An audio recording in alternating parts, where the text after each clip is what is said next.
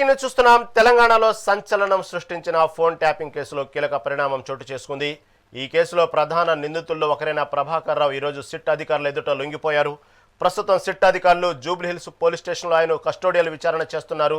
విచారణలో భాగంగా అధికారులు ఇప్పటికే 26 హార్డ్ డిస్క్లను ధ్వంసం చేసినట్లు గుర్తించారు. ఈ ధ్వంసమైన హార్డ్ డిస్క్లను ఎక్కడ దాచారు అనే విషయంపై సిట్ అధికారులు ప్రభాకర్ రావును ప్రశ్నిస్తున్నట్లు సమాచారం.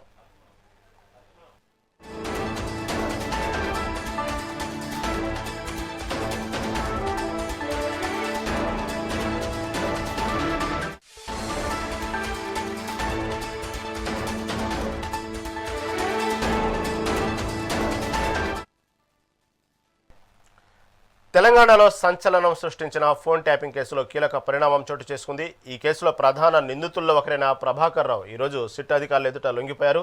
దీని గురించి మరింత సమాచారం మా రిపోర్టర్ హారిక అందిస్తారు. హారిక, చెప్పండి, కొద్దిసేపటి క్రితం ఏదైతే ఫోన్ ట్యాపింగ్ విషయంలో ప్రధాన నిందితుడైన ప్రభాకర్ రావు ఈరోజు సిట్ అధికారుల ఎదుట లొంగిపోయారు, తాజా అప్డేట్ ఏంటి?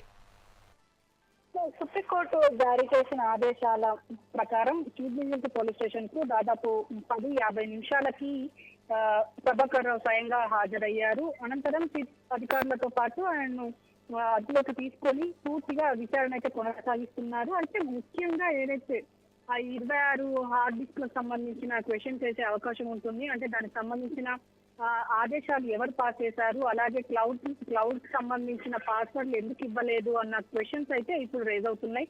అయితే మరి ఇప్పుడు పూర్తిగా ఈ రోజు సాయంత్రం వరకు ఈ విచారణ కొనసాగే అవకాశం ఉంటుంది. తర్వాత నెక్స్ట్ మరి ఎన్ని రోజులు ఈ కస్టోడియల్ ఈ విచారణ కొనసాగుతుంది అనేది చూడాల్సిన పరిస్థితి అయితే ఉంది. ముఖ్యంగా సుప్రీంకోర్టు గురువారం తన ఆదేశాల్లో ప్రభాకర్ పై వారం రోజుల పాటు కస్టోడియల్ విచారణకు అయితే అనుమతి ఇచ్చింది. మరి ఈ రోజు ఏమైనా సమాధానాలు ఇస్తారా లేదా అనేది చూడాల్సిన పరిస్థితి ఉంది. ఎందుకంటే ఇప్పటి వరకు వచ్చినట్టే వచ్చి సహకరించి పూర్తిగా సమాచారం అయితే ఏనాడు ఇవ్వలేదు ప్రభాకర్. మరి ఈ రోజు ఇదే సమయంలో విచారణ సమయంలో కూడా ఆయనకు ఎలాంటి శారీరక హాని జరగకూడదని దర్యాప్తు బృందానికి ఆల్రెడీ ఇటు కోర్టు ఆదేశాలు పాస్ చేసింది. అయితే చట్టపరమైన ప్రమాణాలకు ఖచ్చితంగా పాటించాలని ఆదేశాలు కూడా జారీ చేసింది. అయితే కోర్టు ఈ రిపోర్ట్ ను పరిశీలించిన తర్వాత మళ్ళీ విచారణ కొనసాగిస్తామని కూడా తెలిపింది. అయితే ఫోన్ ట్యాపింగ్ కేసులో ప్రభాకర్ రావు పాత్రపై సిట్ ఇప్పటికే పలు తీవ్ర ఆరోపణలు చేసినప్పటికీ ఆయన విచారణకు సహకరించడం లేదు, కీలకమైన డిజిటల్ సమాచారాన్ని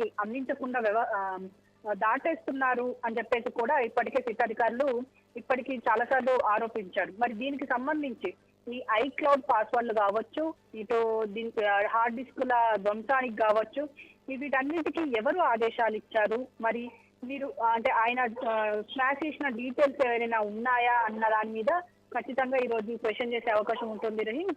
పూర్తిగా అంటే జస్టిస్ బీరి నాగరత్నం, జస్టిస్ ఆర్ మహాదేవన్ కూడా ధర్మాసనం అంటే గురువారానికి విచారించింది. పైగా నెక్స్ట్ శుక్రవారానికి వాయిదా కూడా వేసింది. మరి ఈ వారం రోజుల పాటు మరి ఈ ఫోన్ ట్యాపింగ్ కి సంబంధించిన ఈ డీటెయిల్స్ ఏమైనా ఇస్తారా లేదా అనేది చూడాల్సిన పరిస్థితి అయితే ఉంది.